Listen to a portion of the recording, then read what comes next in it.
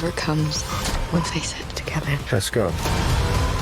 Right, well, after the VHS promo, I just assumed that would be it until August the 16th.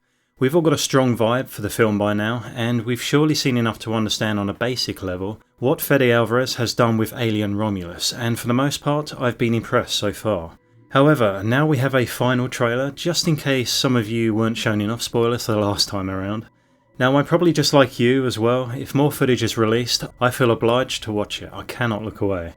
Now, of course, there are many more fantastic looking shots and discoveries in this trailer, but after the gorgeous VHS promo that did its job in getting me excited for the film and bringing out some nostalgic emotions, this new trailer makes me feel a little fatigued, sort of.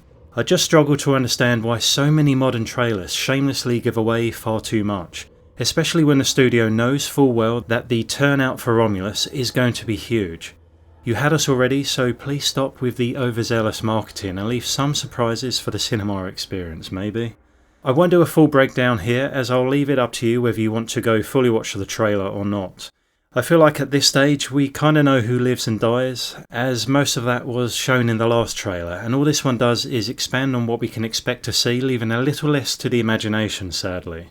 But look, I'll just briefly speak about a few things that caught my attention, and I'm still very certain that I will have a great time with this film regardless on how much we know so far.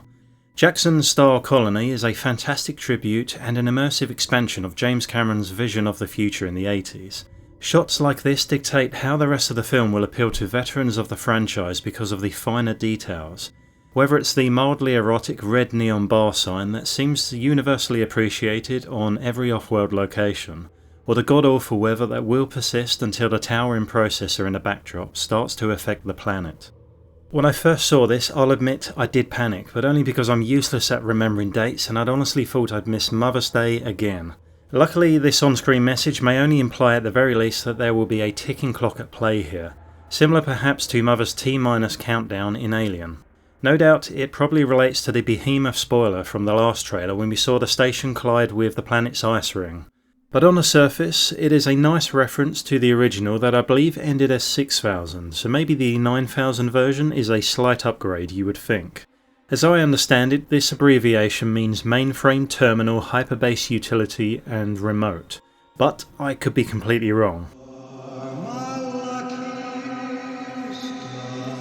I appreciate this music choice right here because if anyone is unaware, Lucky Star was Ripley's song of choice she sang to help calm her nerves on the Narcissus at the end of Alien. At first, I did wonder if we had ourselves another mismatched music trailer just like Gladiator 2, but it's actually quite fitting. As for the rest of the soundtrack, the music in the first two Alien films was a sacred component that was just as important as any aspect of the movies, if not more, and very instrumental in delivering the tension and scares. Benjamin Wallfisch is the composer on Romulus, and if it makes you feel any better, then he composed and collaborated with Hans Zimmer on Blade Runner 2049. He is also no stranger to scoring music for the horror genre either. Shots like this are a strong mixture of that haunted house in space vibe, which suggests the film will go out of its way to supply the extra nasty screen fillers to look out for. Therefore, I honestly suspect no less than 1000 Easter eggs in this film, and I'm not kidding. I believe the canvas of this film will be painted by his lifelong love of the franchise, and the small details will be rich and plentiful. I don't mind the subtle touch of sophistication hanging on the walls to the right here in the form of historical paintings, as it adds some richness and elegance to the station and doesn't feel anywhere near as overdone as the pristine library in Prometheus, that frankly felt up its own arse in many ways. I always found the prequel's heavy emphasis on our culture and history, which it seemed to obsess about, rather exhausting. What the hell is this? I don't know. Fede does love his breaking in and stealing gone wrong theme, doesn't he?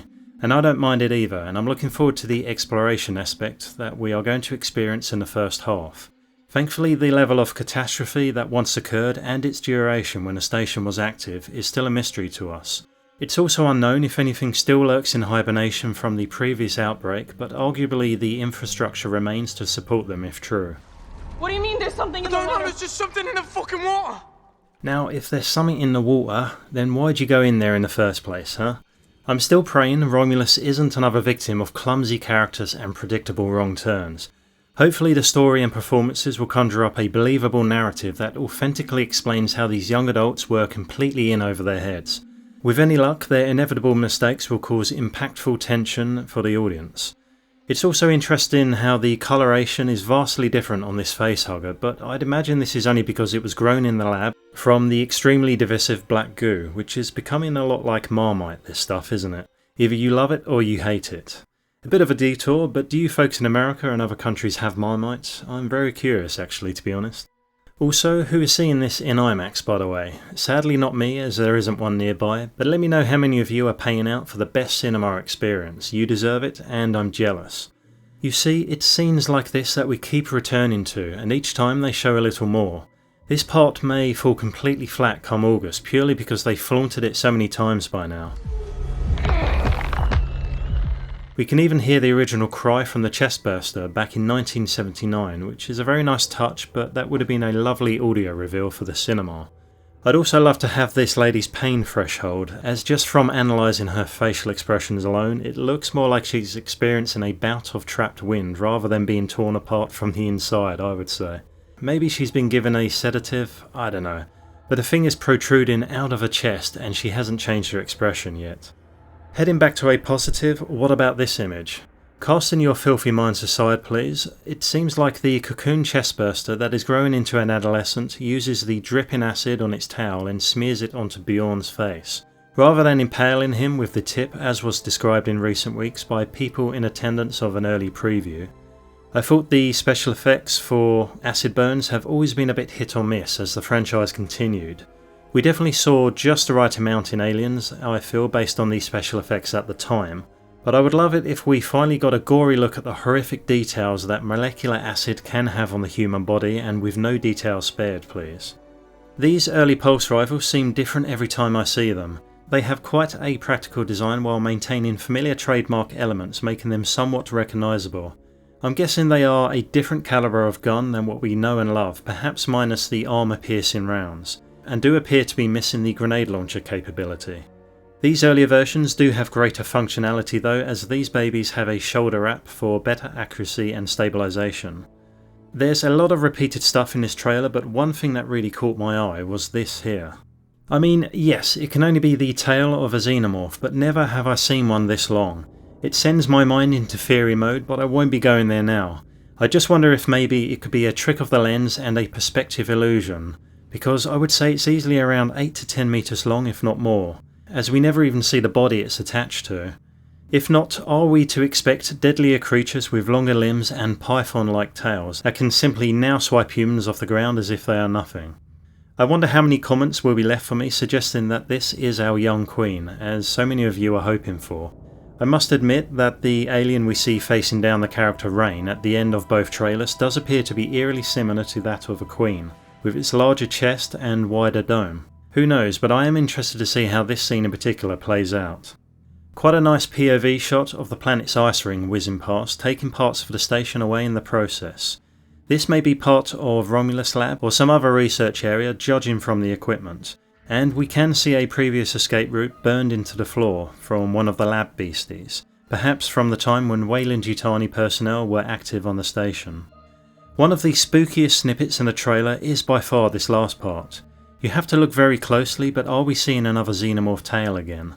It appears to have ridges and moves lightning fast as the creature creeps up behind one of the crew. The first time we ever experienced the alien's point of view was probably back in Alien 3. It's a cool idea to revive it in some way, as this style of shot could place some significance on one particular Xeno. It's a quick shot and we don't see much, which is how I like my trailers. But I'm trying to figure out if the backdrop here indicates survivors who have landed planetside, as it all looks very still and there is a light shaft in plain view.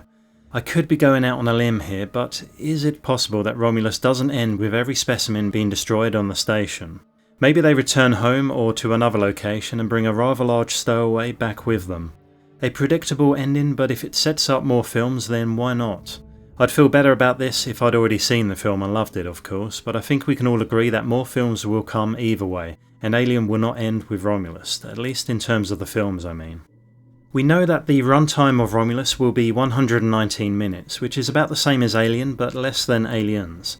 Personally, I love these types of films to be a little longer, but by the sounds of things, they've crammed a lot into these 2 hours, and will, with any luck, beg for a repeat viewing. I'm optimistic that they won't give anything else away, as we really have seen enough at this point.